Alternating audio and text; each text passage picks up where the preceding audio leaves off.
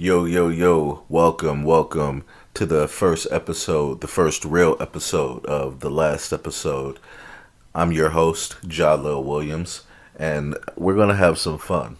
We're going to get into it talking about the Mandalorian today, and we'll do a little bit of talk about the short series of the Legends, the two episodes that dropped on Friday. They're very short if you've seen them already, 6 minutes, 7 minutes apiece.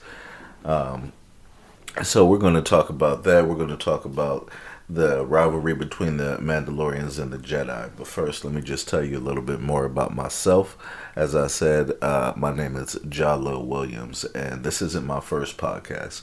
I've done podcasts before, mostly around sports, some general topics on what's going on in the country at the time. I've done just about two different iterations. And they were cool. They were all right doing them. But I think in the future, if I'm going to do another sports podcast, I want to do it with a co-host. I want somebody with me who I can play off of and bounce things off of. On this podcast, it will be mostly me. Every now and then, I will try to bring in a guest. I'll try to bring in my brother, who we should have fun when he comes in.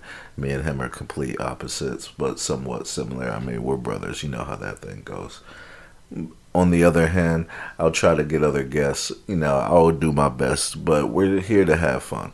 I'm not here to be an authority on all things Marvel or all things Star Wars, but I'll do my best to be knowledgeable and entertaining. Okay. I'm here so when you come here, you'll have your spirits lifted. That's what we're here for. All right. So, let's go ahead and get started. Today, the first thing I want to talk about is the rivalry between the Mandalorians and the Jedi. After watching the show The Mandalorian, which was just a great show, amazing show, great visuals, great characters, great acting, great story. The whole thing was done extremely well. First season was great, second season was great. And one of the things that we come to realize throughout watching the show is that there is a beef between Mandalorians and the Jedi. And I don't know about you, but I don't know about all things Mandalorian. I don't know about that beef. I didn't know about that beef, rather. So I went back and I did a little looking into it. And it's very interesting because part of the lore, part of the mystique on the old war between the Mandalorians and the Jedi is that there isn't much on it at all. What we do know is that the Mandalorians didn't trust the Jedi because they just didn't understand their unnatural abilities, wielding the Force, their use of a lightsaber. And that was off-putting to them. They viewed it as a threat. They were warriors themselves, and so. Thinking that way, they went ahead and decided we needed to be prepared. So they developed stronger armor and weapons. If you watch the Mandalorian's conclusion, then you saw that lightsabers, as strong as we know they are, they cannot cut through pure Beskar, which is the armor that the Mandalorians wear. That's that's amazing, right? That would make you formidable if you're a great fighter already, and you just need that armor, though you're still going to have to deal with the Force. I mean, there's some things that you can do to combat it, right? That's what strategy is all about, trying to figure out a way to make your strengths, impactful, so to speak. So they had that old beef, it was so a lot of destruction came through, but there was even a Mandalorian / Jedi. There was one person who was both, named like Tara Vizsla. And this is the person who created that black saber, that dark saber that we saw in The Mandalorian. And the person who wielded that pretty much ruled Mandalore. That's something else that we learned on Mandalorian, right? They're just revealing all this different crazy information that's just so interesting and makes you want to dive deeper. And when I dove deeper, I found out that there was so many battles and wars amongst the Mandalorians. First, between themselves, there are different houses and clans that viewed things differently.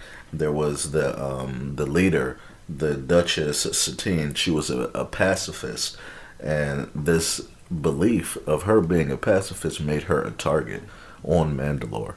Okay, so the people are trying to overthrow her. There's coups that are always trying to happen, and even though there was that delicate history between the Jedi and the Mandalorians, the Jedi and the Republic decided that they were going to try to help and stop what was going on with the coup attempt. So they were unsuccessful in trying to help, and she ended up being killed, Duchess Satine.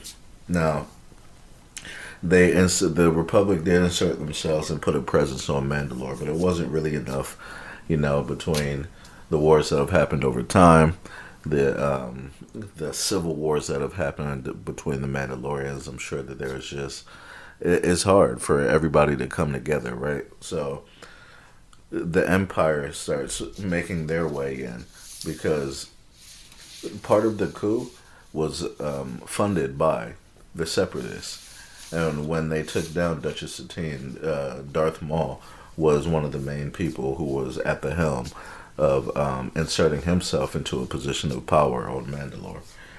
Um, Now, Boca Ton is actually somebody that we got to see a little bit of in The Mandalorian. She was in a couple of different episodes. Another great character.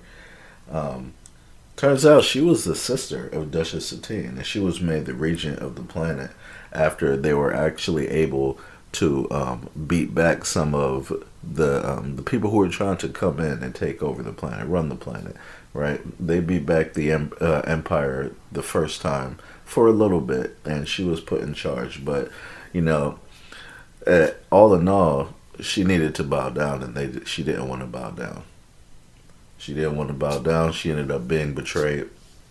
The Empire stepped in again with more force and power, wiped out a lot of Mandalore, and there were just like these domed cities that they had prior to that.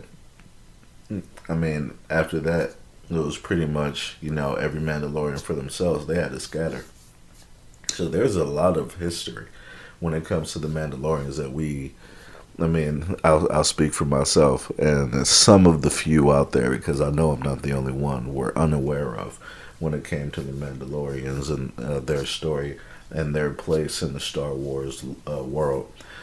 And I love it all. It's very intriguing. And one of the more fascinating parts of it, especially knowing that the expansion of the Mandalore story was something that was largely part to the popularity of Boba Fett when Star Wars came out. And as we know, funny enough, Boba Fett isn't even an actual Mandalorian, but his presence and popularity still sparked one of the most interesting parts, at least in my opinion, of Star Wars. Um, Now, moving on from that portion of it in the rivalry, which is ever fascinating, I encourage you to go read more about it. There's more out there. Um, I want to talk just briefly.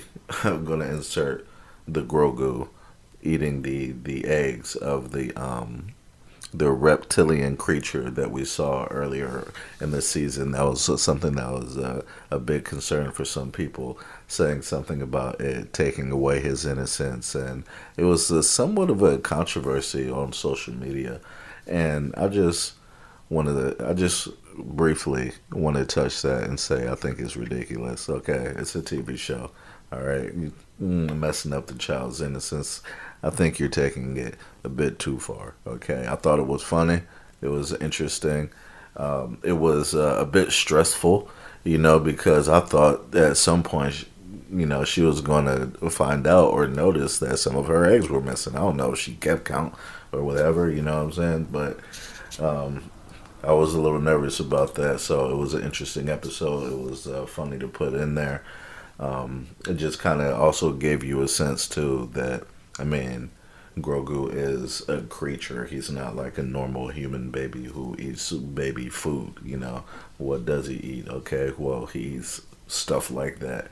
Apparently, every time though, um, I appreciate how as it got a little later, there are some of those times where you didn't know if he was going to eat the egg. He had a chance to, but he didn't, or did he?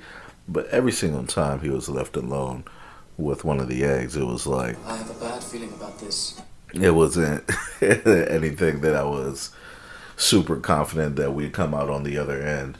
And that matters because the Mandalore Creed, he's trying to stay true. I'm trying to get your eggs, you and your eggs back home with your man that who's on the other planet, and you blow that whole thing up. He's not able to find the other Mandalorians, complete his mission to get Grogu where he's trying to get Grogu.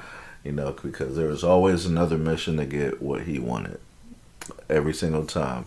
I gotta get this to get this to get this to get this to get this to get here so I could take him here. Like it was a fun journey, a fun journey. I'm sure there's going to be more seasons, and I can't wait to see where they're going to go next. Um, Especially with people like Moff Gideon on the show, right? First of all, let me say Giancarlo Esposito is a great actor. He's been around for a very long time. And when I first really noticed him was in Breaking Bad. I'm sure a lot of people are on the same page, though I'm sure a lot knew him before because as he goes all the way back to the 70s. He was in the old show I used to watch in the 90s with my parents called New York Undercover. Uh, and I didn't even realize he was in that show. I was a kid. I was doing my research, and I went back and saw that he was a part of that show too. We used to love that show as a family. Malik Yoba used to be one of the main detectives. He's been around a long time too. If you're familiar with that name, um, but he was in The Boys, a great Amazon Prime original.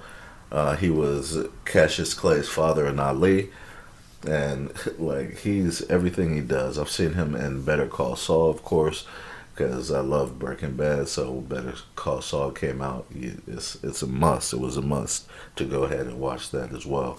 I haven't seen the very last season because I don't remember. I was watching it on Hulu, I think, one of those platforms, and I got all the way through the first four seasons. And when I got to the fifth, it wanted me to pay, and I just wasn't ready to do that at that time. I wasn't ready to pay.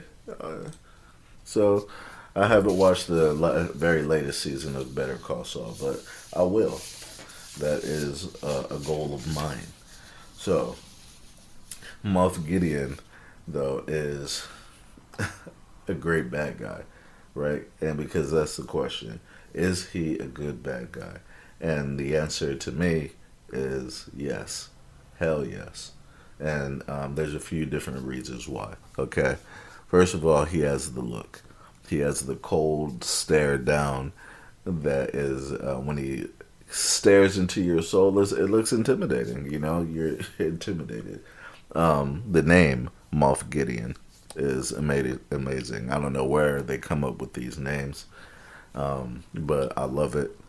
It does seem like a intimidating and menacing name.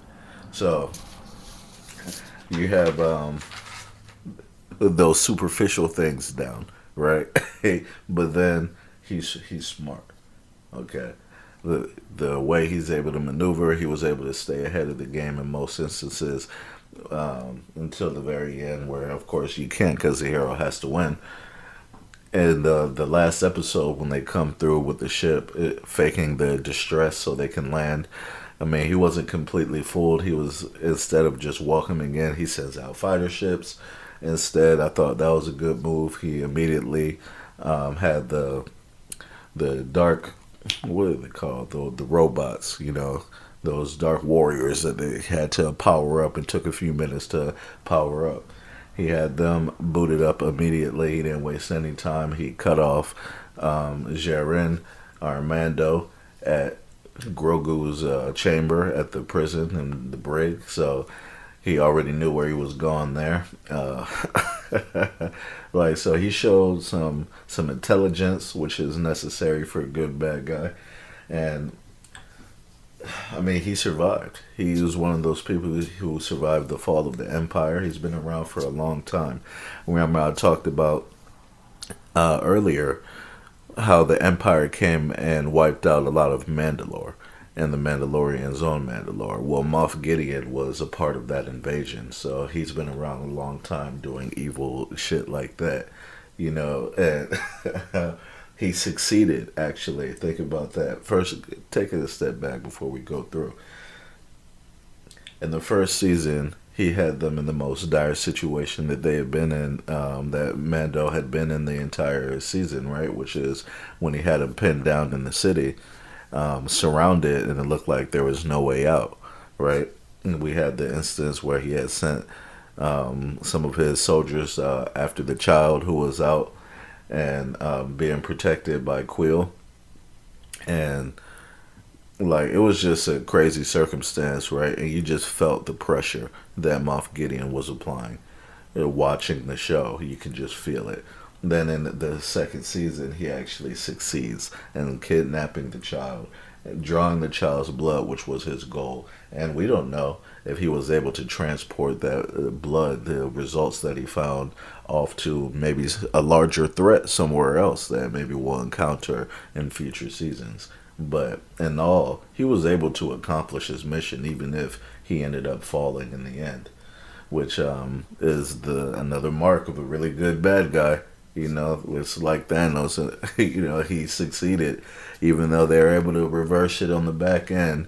You have to respect Thanos because he was able to actually succeed in carrying out this crazy genocidal mission that ended up taking out half of everybody in the entire galaxy. I mean, there's just no way around that. So yes, Moff Gideon is a great bad guy. They had a really good guy, and Mando respected him. And Pedro Pascal, oh my God, this guy is a great actor. Man, he's everywhere nowadays too, doing a lot of different work, and he's killing it in everything that I've been seeing him in. He was a great Mandalorian, and I appreciated everything that he brought to the table playing that role.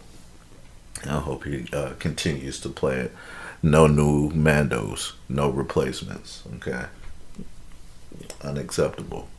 Now, when I boiled down my synopsis, right, of Mandalorian, I think I have to say my review is That was awesome! That was awesome! that was me basically after every episode. That's my grade for it. It was awesome. Okay, so anybody who says that you don't like it, You're a criminal. uh, and it doesn't make sense, you don't make sense, and you deserve to go to jail. Okay, now moving on. I watched Legends yesterday. Okay, Legends, if you don't know, as mentioned earlier, is a little short series that they're putting out. They're putting out episodes, just rehashing some of the things that we've already seen in the MCU movies, about the characters that are about to drop their shows, like WandaVision. We have Wanda's and we have Visions. They dropped 2 episodes, like I said earlier, 6 minutes, 7 minutes apiece. Okay, just going through, showing some of the things we've seen leading up to where we're at. Something I thought that was interesting when they showed Wanda's. I appreciated the visual that they showed when she was fighting Thanos in Endgame. When she was fighting Thanos in Endgame, they they showed a little clip, right? They cut to a little clip of just showing the face of Vision, who of course Thanos had killed in Infinity War, but then her brother as well, who had died in Age of Ultron, right? And it's like, why show that picture in that moment? Like Thanos has something to do with it. That was Ultron, right? But no, it's still all caused by Thanos. Thanos is the driving force behind a lot of the decisions that were made by people, including Tony. When she got into Tony's head in Age of Ultron, basically what he was saying was the destruction of the planet caused by Thanos. Those were Thanos' creatures. That was his army. When everybody was laid down in destruction, that was Thanos. So which prompted him to want to make Ultron, right? And then Ultron, of course, was the cause of her brother's death. So it's a thread that was pulled. And if anybody has the inclination to say anything about like, yeah, but she also got Vision out of that with who she loves or whatever. Yeah, well, first of all, you also ended up taking him away when you killed him in Infinity War, and and on top of that, that's her brother. That is her brother. Okay, they were in captivity together. They were experimented on together. They grew up together. That very basic one right there, right? They grew up together. They were in that in Sokovia or whatever when the bombs came through and remember they had what they said the story that they were telling. The first one came through and there was destruction. The second bomb hit and it didn't blow up. It just sat there like right in front of their faces and they were trapped for days. And it said Stark on it and all that. They were there together going through all of that. So if she can trade all of that, her powers, for her brother back, I'm sure she would. I'm sure she would. So yes, Thanos, big problem, big problem. But yes, I appreciated that visual and the connection that Wanda and Vision have is very interesting based on, of course, their connection. Her powers came from the stone. His life entirely came from the stone. Um, Otherwise, his AI form wouldn't have been, they wouldn't have been in love. It just doesn't work. So the connection makes sense. Why they feel drawn to each other. I don't know if it's completely natural or more on some sort of cosmic level, but regardless, it is interesting. Though it is weird, right? Everybody is talking about. Yes, we know it's weird at this point.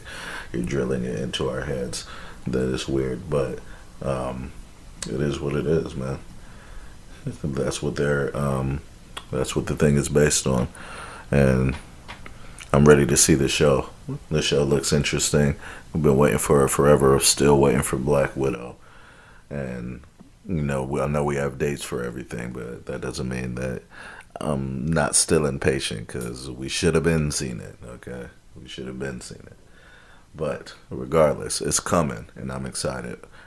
Less than a week for WandaVision. And we'll be back with another episode. Follow me on Twitter at JalilWill. Follow me on Instagram at JalilWill. It will be in the description, so you can get that. Subscribe to the podcast, rate the podcast, all that good stuff, and tell your friends about the podcast. Okay, we're gonna have fun. We're gonna keep getting better. And we're going to be consistent. We'll be here after every episode, every Saturday, okay? We will find a way. We will overcome. Understand? Sun's getting real low. We out.